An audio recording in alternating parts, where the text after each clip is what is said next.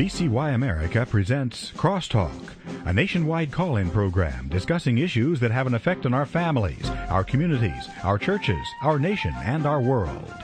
Crosstalk, an opportunity for you to voice your concerns for biblical principles.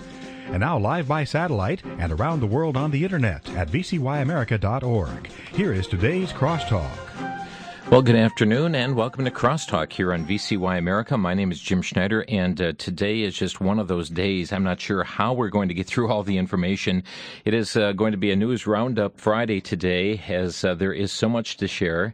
And I look at the stack of stories I have to share with you today, and then I look at the ones that time is not going to avail us, and it really makes me wonder how certainly we're going to be able to get through all this, but we trust we'll get shared as much as we can, and that you'll have fast ears today. Let's begin with the U.S. Forest Service. The American Family Association reporting that on Big Mountain outside Whitefish, Montana, there sits a historically significant World War II memorial statue of Jesus that has been located in the Flathead National Forest near Kalispell. I've been there since 1953 in Montana. Maintained by the Knights of Columbus and celebrated by the local community, sits on a 25-foot by 25-foot parcel of land that's leased from the Forest Service. Well, the U.S. Forest Service has denied a lease extension for the statue, demanded that it be moved. Montana's only Congressman, Denny Rehberg, took action, sent a letter to the Forest Service, and this began a public outcry in defense of the statue. Well, the Forest Service quickly put its decision on hold for the current time in order to seek public comment. And the U.S. Forest Service is now hearing from citizens across the country as it relates to this spot of land, whether or not to continue to lease the property or not. If you want to be involved in the issue, here is a phone number. It is to the U.S. Forest Service. Tom Tidwell is the individual there, 202-225-8439. That's 202-205-8439. Email address ttidwell@fs, that stands for Forest Service, ttidwell@fs.fed.us. And pass it along for your information. Well, militants from the Islamic extremists Al-Shabaab have beheaded a 17-year-old Somali Christian near Mogadishu last month. The journalist in the Somali capital has told Compass News. The militants who had vowed to rid Somalia of Christianity killed the 17-year-old at his home. They were the Islamic militants are fighting transitional government for a country, or rather control of the country, knew from their observations of this family that they were Christians. Based on talks with the boy's parents and their neighbors, the source said the Al-Shabaab members arrived at the home at 6 a.m. when the parents were already at work at the retail space at the market. The extremists found him as he was preparing for school. The neighbors heard screaming coming from the house, then it immediately stopped. They informed the parents, that is the neighbors, who hurriedly returned home from the market, buried their son's body quickly, fearing the militants would kill them as well, returned to their market space, and then fled to an unknown destination. Interesting here as we're on this topic of Islam for a moment, with unemployment mired above 9% and new jobless claims hovering at 400,000 a week. Well, the Obama administration needed a victory, and at last it's had one. The Justice Department has forced a middle American school district to pay a Muslim teacher $75,000 and implement a sensitivity training course throughout the district after administrators refused to allow the new hire to take 3 weeks off for a trip to Mecca in 2008. Sephora Khan had held her job as a math lab instructor at the MacArthur Middle School in Berkeley, Illinois, less than a year when she asked for unpaid leave to make this once-in-a-lifetime religious requirement that's one of the 5 pillars of Islam. Well, the school district noted that she asked for the leave immediately before exams, was the only instructor in her department, and that the teachers' union brokered contract offered her infidel counterparts no comparable leave. Well, last December, the Justice Department filed suit against the district after the Equal Employment Opportunity Commission reported her complaint. The Department of Justice argued that administrators had violated the Civil Rights Act, discriminating against Khan because of her religion. On Thursday, all Eric Holder's men announced the school district had entered into a consent agreement to pay the Muslim mathematician $75,000 in compensation and damages. That will probably fund the next trip. A Florida appeals court, the report St. Petersburg Times, appears to have cleared the way for a Hillsborough judge to use Islamic law to decide a key issue in a lawsuit involving a local mosque. In a case that's attracted national attention, the 2nd District Court of Appeals on Friday denied without comment a petition to prevent Judge Richard Nielsen from invoking Islamic law. The petition filed by the Islamic Education Center of Tampa contested a March ruling by Nielsen announcing his intent to use ecclesiastical Islamic law in the case. Tuesday of this week, WorldNetDaily.com had this story. Look who's deciding American court cases. Islamic law, or Sharia, already is being applied in the U.S. court system, according to an extensive new report. A recent Center for Security Policy study called Sharia Law in American State Courts, an assessment of state appellate court cases, outlines dozens of cases in which the Islamic system of law has been applied. Center spokesman David Riaboy said that the Islamic scriptures are being applied, or rather carried out, mostly in cases in which foreigners are the principals. However, Islam analyst Pamela Geller says that Islamic law cited as a basis for any American court decision shows that the American legal system is turning a dangerous corner. She said it's setting a very dangerous precedent. Sharia law and U.S. law conflict in numerous ways, including on issues of freedom of speech, freedom of conscience, and equality of rights for women. Allowing Sharia to be a determining factor in U.S. courtrooms threatens those rights for all of us, Geller said. Well, on another matter, here in South Africa, a teenage girl is in a coma after she and a friend were doused with gasoline, set aflame in an apparent satanic ritual. You know, we have Halloween coming up here on Monday, and people, it's just innocent, harmless fun. Well, folks, it's not so innocent for those who are participating in satanic rituals, who honor this as a day of glory for them, a very day of festivity. There are 5 boys, 3 girls in this group. The family heard from the other victim's friend, who's recovering in a private hospital, that the boys decided that the 2 would be sacrificed in some sort of a satanic ritual. The boys said to have poured petrol over her sister and to set her aflame.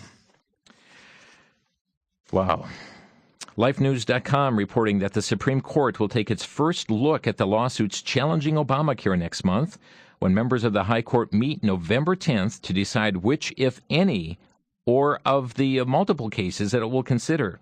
5 of the 6 pending petitions were distributed to the Justice Chambers on Wednesday for consideration.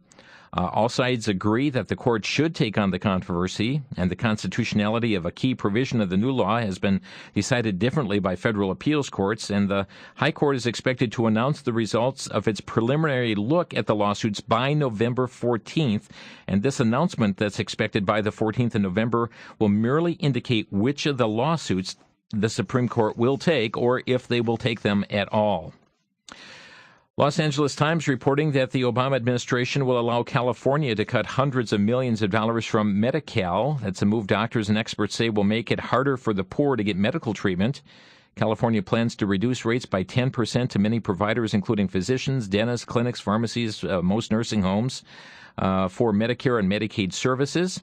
The cuts will have a real impact on Medi-Cal patients because fewer doctors are going to be willing to see those covered by the program, which serves 7.6 million poor and disabled Californians. As we're on this whole health-related issue, the Morning Journal that serves northern Ohio had a very alarming story, and it's entitled "Denied Final Farewell: A Family Barred from Being by Their Father's Side While He Dies." What happened?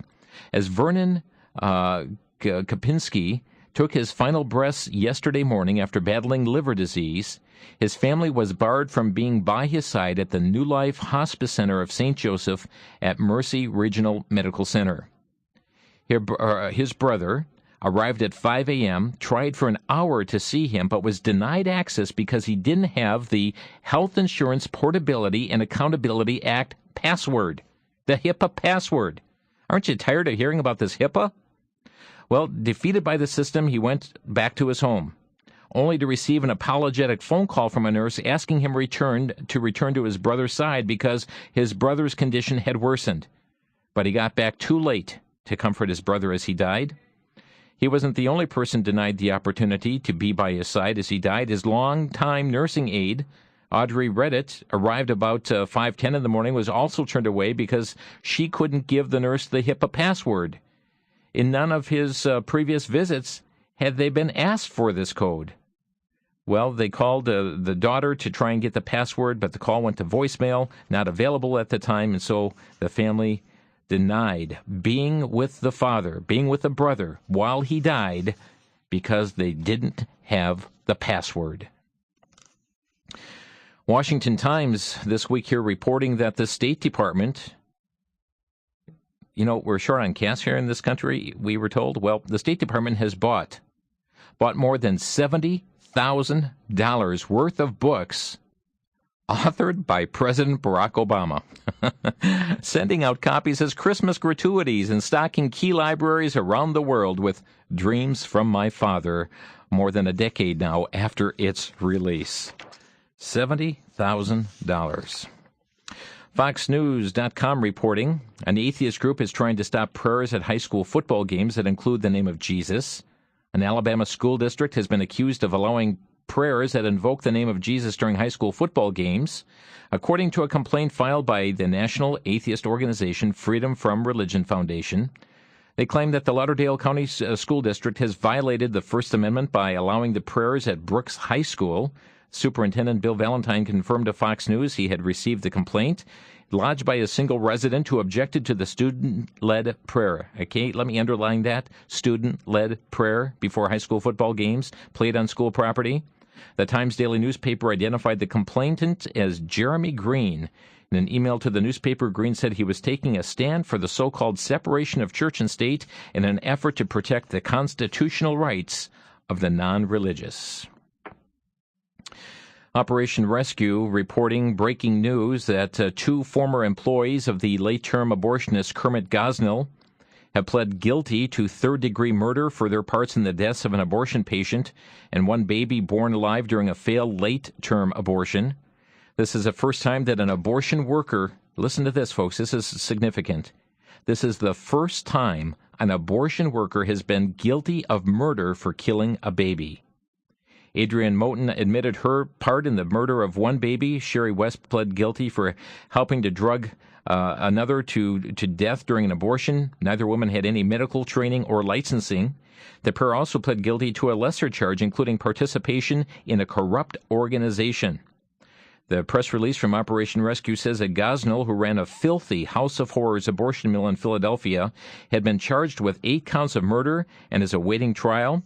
And these two may testify against him as part of the plea agreement.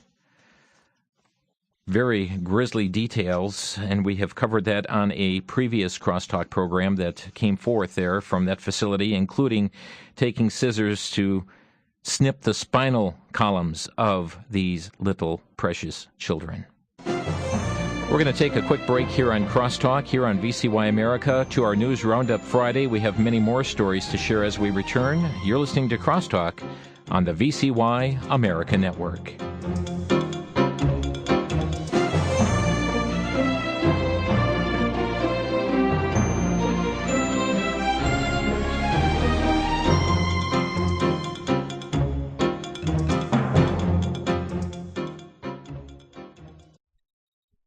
Back to Genesis with creation researcher Dr. John Morris of the Institute for Creation Research. Dr. Morris, can apes be taught to speak human language? Chris, there's a great difference between ape and man. Even though apes can be taught to do a number of remarkable things through rote memorization and repetitive commands, they're not humans, and I'm convinced that they'll never be taught to speak. Actually, the anatomy of the vocal area in an ape is very, very different from human anatomy. The larynx is placed in a different location, and the vocal chamber is so different that the ape is absolutely unable to form sounds necessary for careful speech. Apes can make noises and even make a variety of them, but that's very, very different from speech. Furthermore, an ape's brain lacks the speech area, which would give him the ability to learn speech. Face it, apes are apes and humans are humans. Apes were created after their kind, and humans created in the image of God. And that's the way it was back in Genesis, and that's the way it is now. Thanks for tuning in to Back to Genesis.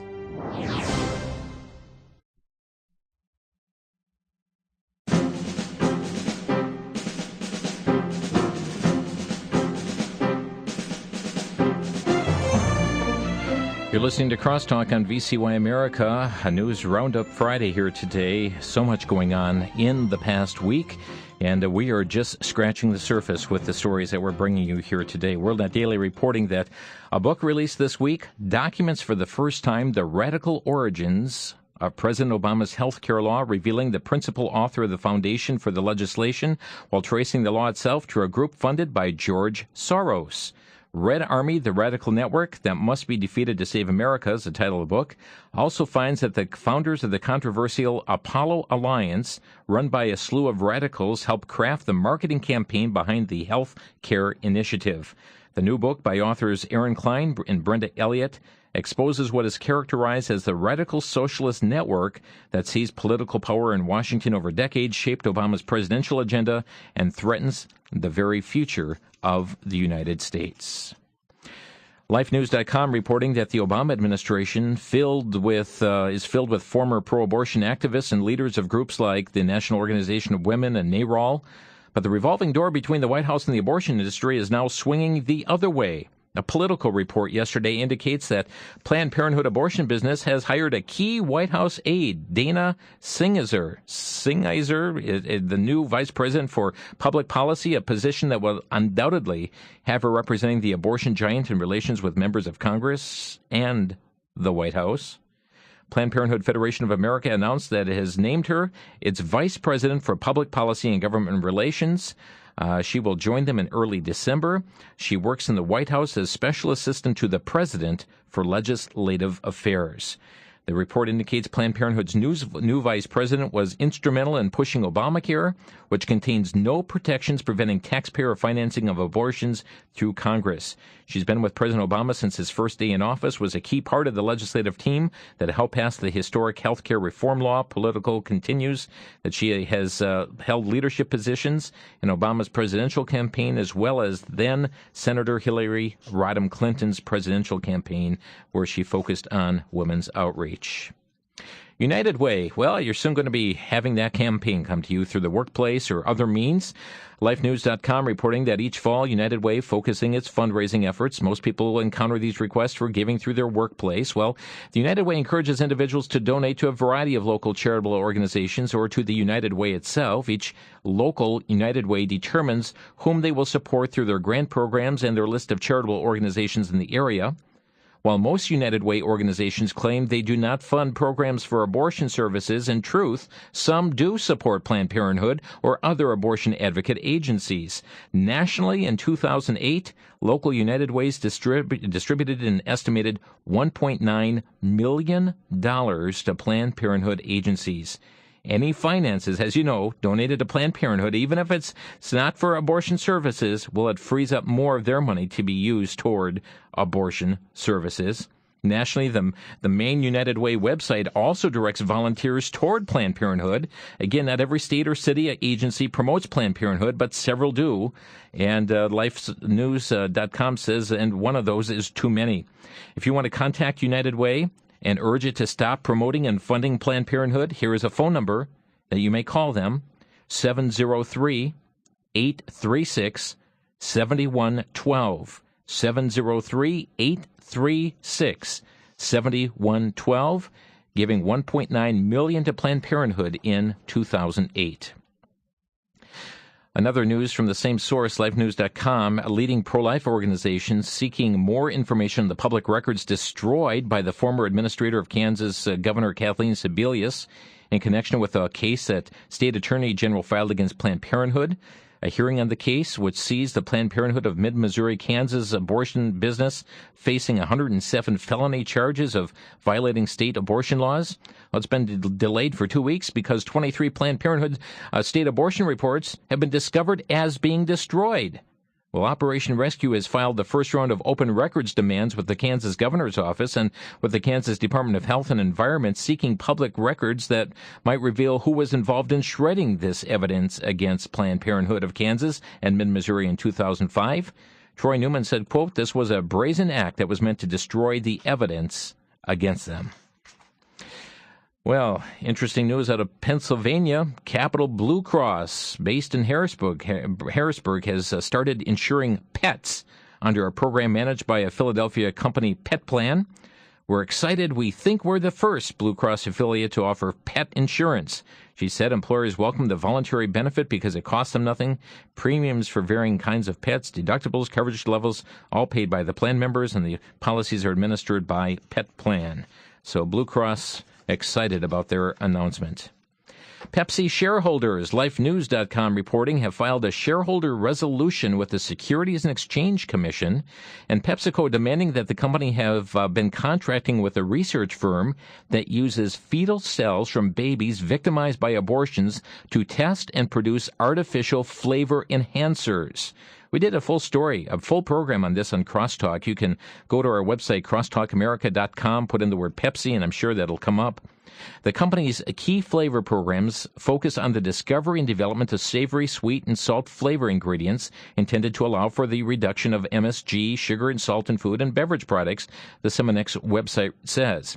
Using isolated human taste receptors, we created proprietary taste receptor-based assay systems that provide a biochemical or electronic readout when a flavor ingredient interacts with the receptor. But Debbie Vintage of the pro-life group Children of God for Life explained, quote, what they don't tell the public is that they are using HEK 293. That's HEK 293, which stands for human embryonic kidney cells, taken from an electively aborted baby to produce those receptors. They could have easily chosen animal, insect, or other morally obtained human cells expressing the G protein for taste receptors. In August of 2010, PepsiCo entered into a 4-year agreement with Seminex for the development of this artificial high-potency sweeteners for PepsiCo beverages. Under the contract, Pepsi is paying $30 million to Seminex for the research and future royalties on PepsiCo products using the Seminex technology. Shareholders have a right to know the truth about what PepsiCo is doing with their hard-earned savings, said the pro-life group. And I believe here, yes, we do. If you want to contact PepsiCo, I have a phone number. The senior vice president is Jamie Caulfield, and the phone number is 914-253-2000, 914-253-2000. There's been a lot to do about the Mississippi Personhood Amendment. And folks, when I read the amendment, and that's all I heard, Mississippi Personhood Amendment, I thought, wow, this sounds really good. You know, the state is going to have that. I know Wisconsin right now is circulating legislation that is for a personhood amendment, and I've looked at that proposed language for Wisconsin. It looks everything is intact there. But in Mississippi, here's the question that is going to be on the ballot. Very amazing. November 8th ballot coming up here shortly. The question is exactly this. Should the term person be defined to include every human being from the moment of fertilization? I like that part, but it's what happens after this that throws some red flags up in my mind, folks. Let me start over. Should the term person be defined to include every human being from the moment of fertilization, cloning, or the functional equivalent thereof? Now, what in the world do they mean by functional equivalent? We've got these strange, bizarre science experiments that have been talked about, putting human and animal mating together, human and animal, in order to have some creature come forth? Is that what they're meaning by this? I don't know. I think there's some unanswered questions here, but I'm kind of troubled personally about adding the word cloning into their constitution or the equivalent thereof. So I like the first part of the amendment. The second part, I've got some red flags flying up. We'll hear what you have to say about that a little bit later. Well, a group of OneNewsNow.com reporting a group of married gay, current, and former military personnel sued the federal government, seeking equal recognition, benefits, and the same support as married heterosexual couples. The lawsuit was filed yesterday in federal court in Boston, says the government's Defense of Marriage Act violates their constitutional rights and asks the military to recognize their marriages. The suit was filed by the Servicemen's Legal Defense Network. Executive Director Aubrey Sarvis says homosexual service members deserve the same protections as heterosexual couples because they make the same sacrifices. Folks, you were told this was coming. If you repeal, don't ask, don't tell, you were told it was coming. Let's go to the state of Colorado, where the Daily Mail out of the UK is reporting that a 7-year-old Bobby Montoya wants what most little girls want, dolls, My Little Pony figures, and to join the Girl Scouts. But there's a problem. Bobby's a boy. He said he wants to follow his sister in joining a group, but when a troop leader said it wouldn't work out, the rejection left him devastated. Well, went to various individuals there, and they said, no, you can't, you're a boy. Well, the Girl Scouts of Colorado said it made a mistake when it rejected his application to join. The Girl Scouts issued a statement saying that a worker unfamiliar with the group's policies gave Bobby's family wrong information. So in the statement, the group said if a child identifies as a girl and the child's family represents him as a girl, or they said her as a girl, though it's a him, Girl Scouts of Colorado welcomes her as a Girl Scout. So that's what the Girl Scouts, calling him a her, and welcomes him into the Girl Scouts. Another story from OneNewsNow.com. A group that supports advancing free market reforms has blasted the Obama administration's decision for imposing its own will over the will of the people. Last week, October 21st, the U.S. Senate rejected President Barack Obama's state government bailout. The $35 billion measure would have provided funds for state and local governments to hire teachers and other school workers, pay salaries for police officers, firefighters, and first responders. Well, this week, President Obama outlined a plan to allow millions of student loan recipients to lower their payments and consolidate their loans. The White House said the president will use his executive authority to provide student loan relief by reducing the maximum repayment on student loans from 15% of discretionary income to 10%. In addition, he will allow borrowers who have a loan from the Federal Family Education Loan Program and a direct loan from the government to consolidate them into one loan. Americans for Limited Government said the president has decided he can operate without executive order, operate through executive order without Congress. His key supporters and backers, including elected officials, have been urging him to ignore Congress and to rule by decree. Hillary Rodham Clinton, this is CNSnews.com, told BBC Persia Wednesday that the State Department plans to set up a virtual embassy in Tehran by the end of the year to answer questions about how Iranians can study or travel in the United States.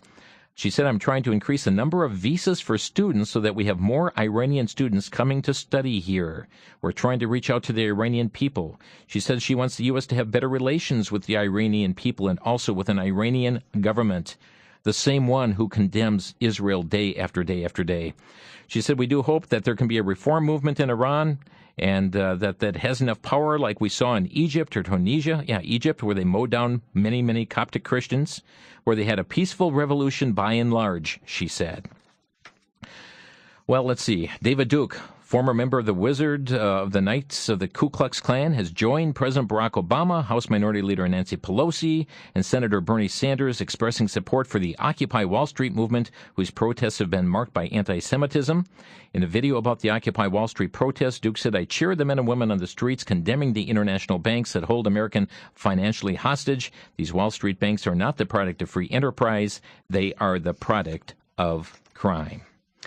Well, folks, we're going to take a break, and let's open the phone lines. I'll try and sneak in a couple more stories here and there, but let's hear what you have to say about these issues, or if you want to comment about some other area of public policy right now, our number to Crosstalk is 800-733-9829. 800-733-9829. Your reaction to these stories. You're listening to Crosstalk on VCY America.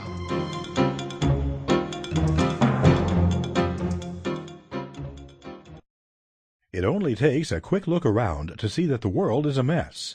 There is something very sinister happening behind the scenes in the areas of money, politics, and religion in our country today. What's worse, we are not being fully informed by Wall Street or government officials, and most of the media is only repeating what the politicians and bankers tell them. In the book A Nation in Crisis, authors Larry Bates and Chuck Bates, news executives with IRN USA News, unravel the confusion and unmask the mystery surrounding the institutions controlling our money, our government, and our religions. They also give their thoughts on how one should respond to the demise of the U.S. dollar, declining morality, the muzzling of faith, and the chaos of the culture. The hard-covered book, A Nation in Crisis, is available for a donation of $20 to VCY America, which can be made by calling 1-800-729-9829. Ask for the book, A Nation in Crisis. Again, the number toll-free, 1-800-729-9829.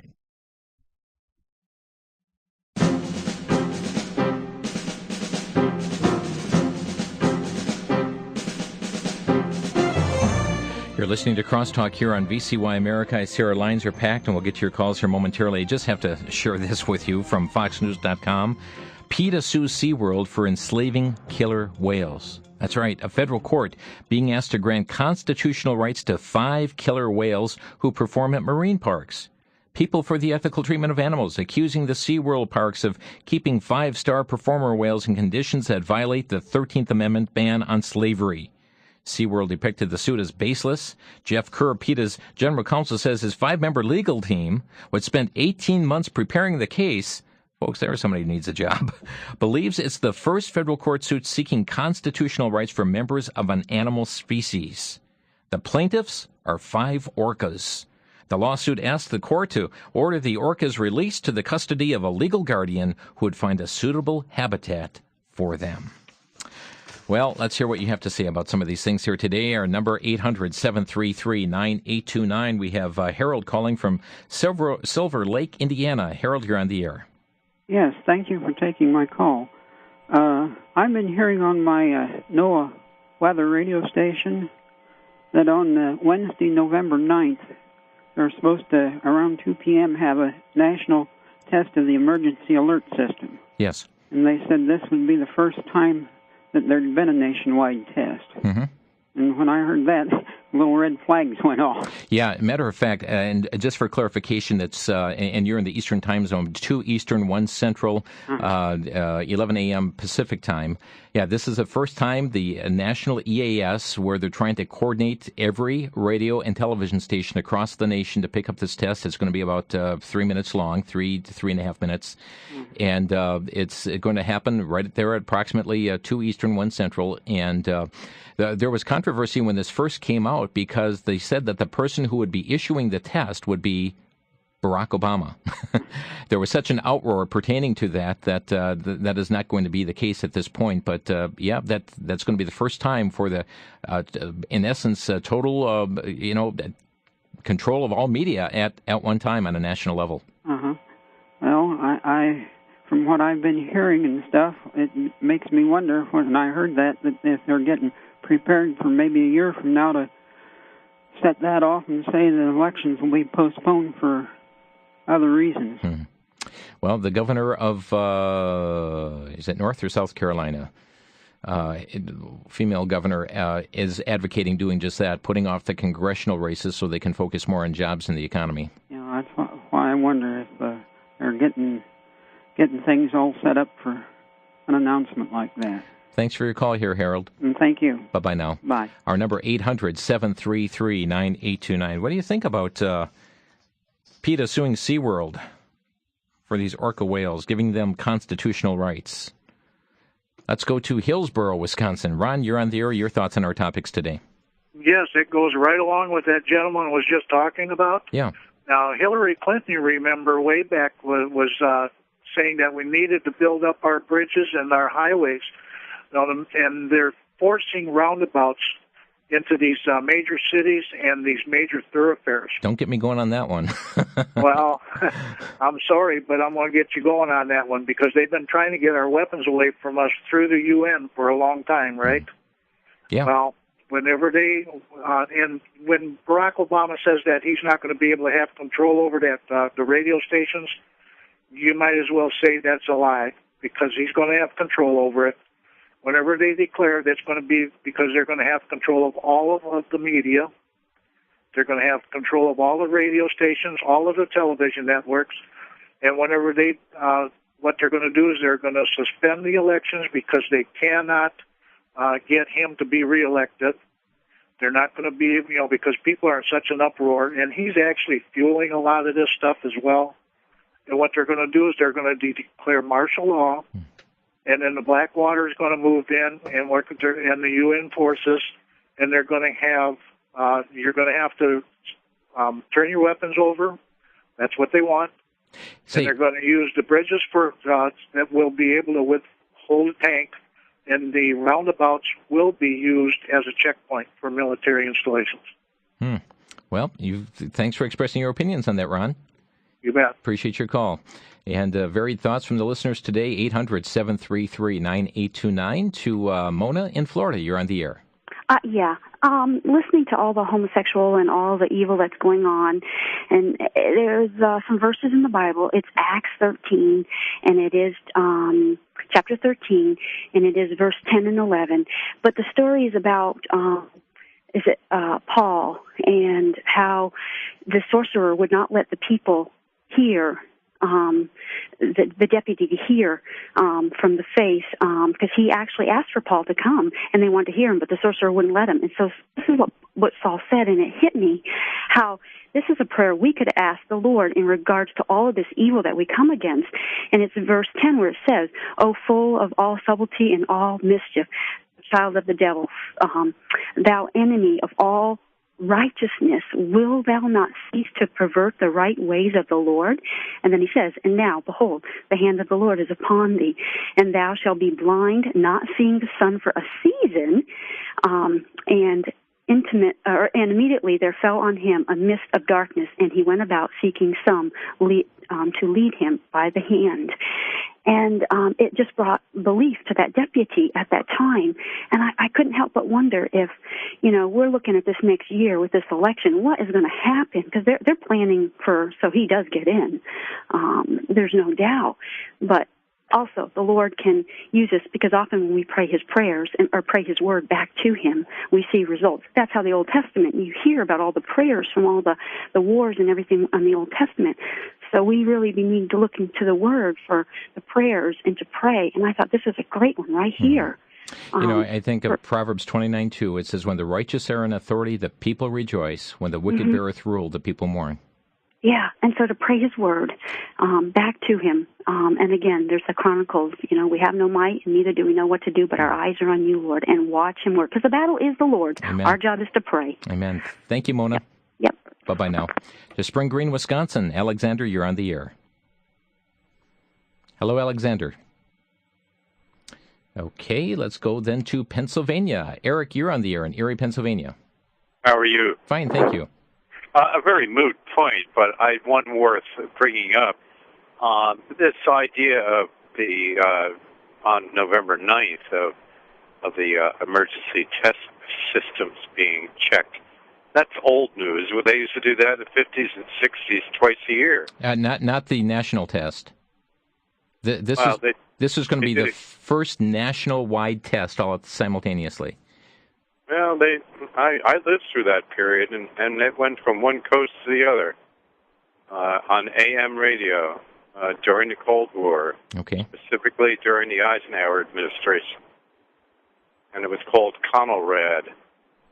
That's what those little dots are doing on your AM dial on any old radio that you see. Because everything else went off for about 15 minutes. Totally off. All from coast to coast. Okay. Thank you, Eric. Appreciate your comment here today.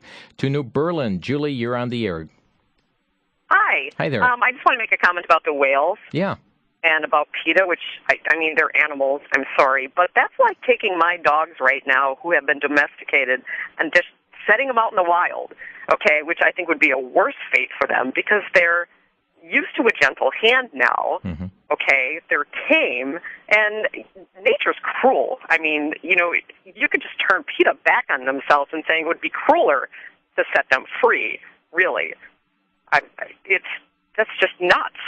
Yeah, and it seems... I mean, they're so used to their environment right now. They are not suffering. They're not in any pain. And, if they want to see what nature can actually do out there, well, then, yeah, I'll put them back out in the ocean. And I mean, can you imagine this 5-member team spending a year and a half, 18 months preparing this case about using our Constitution's 13th Amendment ban on slavery to file this suit on behalf of the orcas? No, it's just, the money, it's just insane. Yeah. It just is. Thanks for your... every time I hear stories like this, I'm just floored. Yeah. So. Worship the creature more than the creator. Exactly. Thanks, Julie. Thank you. Our number 800-733-9829 to Rochester, Minnesota. James, you're on the air. Yes. My mother works as an election judge in my hometown. Yeah. And one thing I have seen a lot of, especially in the precinct where she worked as election judge, is there is a lot of Arabs going to go vote. And the one thing is that they're telling in the mosques is that they want that you go out and vote. And the one thing is that we Christians need to do is get out and vote.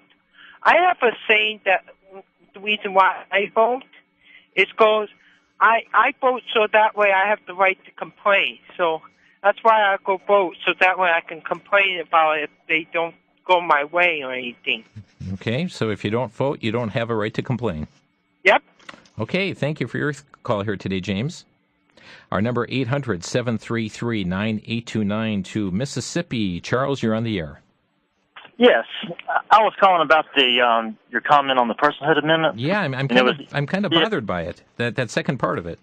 Yeah, I was bothered by it too. Haven't had much interaction with the last part about it, but the first part about the personhood, defining the person was what I've been in agreement with. But I just had lunch with my in-laws, and they're Christians, but they have had information that's been put out saying against it, taken away from the woman's rights in the case of, rape or other things, and they were troubled by that as well. Mm-hmm. But pray for wisdom, I guess, for our state as we come before that, for what might be going on. And for those who just tuned in, it says, should the term person be defined to include every human being from the moment of fertilization? And I love that part. It's great. Right. But then it adds the words cloning or the equivalent thereof. And to me, that just really opens the door to, what is the future interpretation of equivalent thereof? Right. And the cloning aspect, putting cloning into the state constitution gives me pause. And I've talked with a couple pro-life family leaders on this too, and they in other states, and they also quite taken back by that language there on the personhood amendment. That's good. Thank you for bringing that up. And if y'all would please pray for our state. Thank you, Charles. Appreciate your call. Let's go next to Alexander. We're going to try again here in Spring Green. You're on the air. Oh, hi, Jim. I was first wanting to comment about the thing about those assistants that work with Kermit Gosnell. Yeah. I just hope that they would testify against him, and I hope that they would like to apologize for what they did too, even though I do think they should go to jail because they should have to pay for something for doing that. And I do remember hearing the program about Kermit Gosnell. It was in March or April of this year, done by Brandon House. And also too about the thing about that human thing about with from the time they become fertilized to with all those other things. Mm-hmm. That's just not how God intended it, for there to be like a hybrid of a human or a clone, because He never intended that. Mm-hmm. And also too with that Bobby Montoya kid, I feel bad for a kid children like that who want to be a girl or a male of the other sex.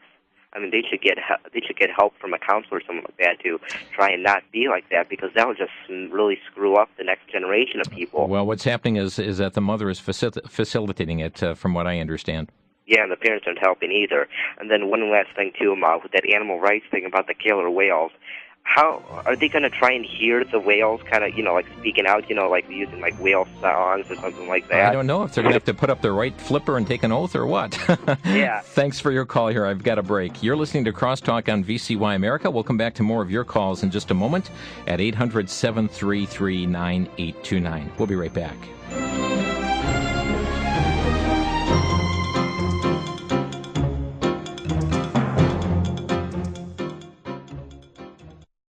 For the Worldview Weekend Minute, I'm Brandon House. Our website's worldviewweekend.com. As many of you know, Governor Perry and many pro-family leaders united together in a prayer event in August of 2010. One of the groups that was involved was IHOP and Mike Bickle. IHOP stands for International House of Prayer, and it's out of Kansas City. I tried warning many of the evangelical and pro-family leaders that the group IHOP does not embrace what I believe is biblical Christianity. In fact, on their own website, in the IHOP bookstore, they're promoting and selling a book called Fire Within, St. Teresa of Avila, St. John of the Cross, and the Gospel on Prayer. The book was written by a Catholic priest. St. Teresa of Avila promoted contemplative prayer in the mid-1500s, and her fourth stage of prayer, she was often seen levitating up off the floor. Inside the bookstore, we read where Mike Bickle says, quote, "I want this book to be the manual for IHOP KC," end quote. Perhaps pro-family and evangelical leaders will now realize they were helping, I believe, to promote a man whose ministry embraces mysticism.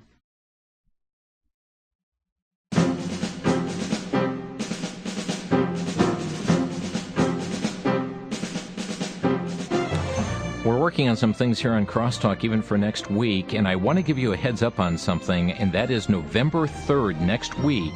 It's understood that the U.S. Senate Judiciary Committee is scheduled to begin debating a bill that would effectively repeal the Federal Defense of Marriage Act, DOMA, and that would open the gate to same-sex marriage nationwide. And I believe either Monday or Tuesday we're going to try and deal with that issue here on Crosstalk and look at that legislation that's being proposed there. But it certainly doesn't hurt to begin your calls going into the U.S. Senate at 202-224-3121. That's 202-224-3121. And also just another tidbit here, and that is many watched last Friday, October 21st. Was that last Friday? Well, it was Harold Camping who had, said that this is going to be the day when, that's the end of everything, the end of the world.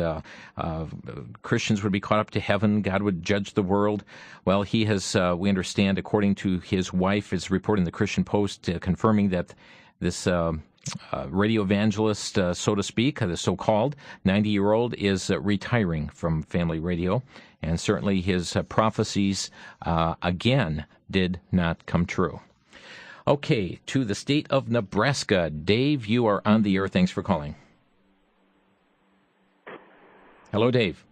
Yes, this is Dave. You're on the air. I got a comment about the PETA deal. Is this just opening the door for them to go after zoos and circuses and I don't know, as far as anything else, even milk cows? Yeah. Because it's not choice. So they got money to burn. Well, 5 lawyers or a legal team of 5 for 18 months, that's a valid question. Well, like I said, what's next? What are they going to go after? It's just opening the door for ridiculous lawsuits, and our court system is already plenty full of that, I believe. Thank you for your call here, Dave. To Dodgeville, Wisconsin. Ryan, you're on the air. Hello, Ryan. Yeah, this is Ryan Lipska calling from Dodgeville. I've called in before, and I love your station. You do a good job. Anyways, getting back to the original subject of the Obama administration and everything that's going on, can you hear me okay? Yep, you're doing fine.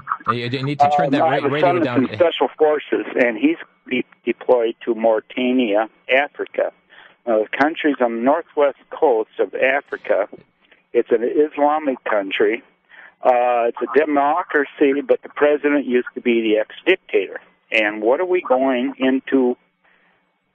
Wasn't Gaddafi a dictator before he became president? And we're going in and we're training troops. And this is Obama, pretty much, he's Muslim. Apple don't drop too far from the tree. And my son is going to do his job. He's a Christian, but it unsettles him greatly, Okay. Well, thank you for your thoughts here today. Let's go next to Lafayette, Indiana. Ann, you're on the air. Hello? You're on the air, Ann. Yes, hi.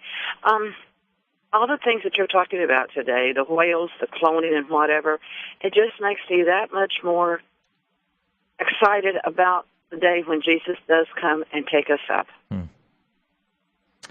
Yeah, as we see in Scriptures, we talk about the last days, perilous times will come, and certainly they're before us. But that's right. We do look forward to the upper taker, so to speak, and the importance right now of proclaiming the Word of God. Thank you, Ann. Appreciate your call. To Navarre, Florida. Rick, you're on the air. Yes, the question of the radio test alert that's going to be conducted on the 9th, an earlier caller mentioned it was similar to Conelrad. Not really.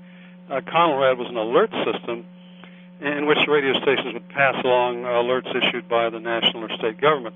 Under the current national system, under Department of Homeland Security and FEMA op plans, the government actually takes control of the programming totally. Most of the major radio stations, the one in my town, for example, is a secure facility. You just can't walk in and talk to the radio host like you used to be able to. There are double locked doors. And under the FEMA and DHS plans, these would become government operations totally. So big difference between Conrad and what's going to happen on November the 9th. I'm not saying they're going to take all the radio stations over on November the 9th. No, it is a nationwide test. Matter of fact, many of these stations that people are listening to now are going to have announcements on the air to alert people that this thing is coming, from the standpoint that when the test hits, that they're not alarmed by it. Are they actually going to assume programming control on the 9th? Well, it's going to override the programming. Right, yeah, exactly. Right. Mm-hmm. I just wanted to make that distinction. For the first time in American history, the national government now is able to take over totally the programming of major radio stations nationwide. Well, and every station has to report to the FCC their compliance with it. Yeah, every year to get their license. Exactly. Well, the license renewal is 8 years, but this nationwide test, there are forms that have to be filled out indicating compliance with it. Thank you for your call. Quickly to Dave in Erie, Pennsylvania. You're on the air. Hey, just grieving with and praying for the family whose son was martyred. What country was that in? Yeah. Beheading. Just thinking as a parent, just the tragedy of that. Yeah, that was near Mogadishu, Somali capital. The horror of that. Yeah. And then just a quick comment about the PETA thing with the whales. Yeah. You said it. To Reedsburg, John, you're our final caller today. Hi, I was just wondering how much of our hard-earned tax money goes to PETA so they can waste it on this kind of nonsense. I don't have an answer to that. I don't know what grants are there or what all transpires there, but certainly, as that last caller pointed out, there is just a great amount of ridiculousness to this lawsuit. Yep, that's for sure. Thank you for your call here today, too. You bet. Thank you. Well, folks, we've run out of time here in the program today, and I look at the stack of stories we've covered today, and then I look next to me and I see a stack of stories we didn't get to. There is so much happening in this world today. I trust you know Jesus Christ as your Savior. Oh, we can be involved in all these issues, but unless you know Jesus as your Savior, nothing else matters. Trust Him today. Place your trust in the Lord Jesus Christ, the one who gave His life for you. Our time has gone. Thanks for tuning in to Crosstalk here on VCY America. Have a great weekend.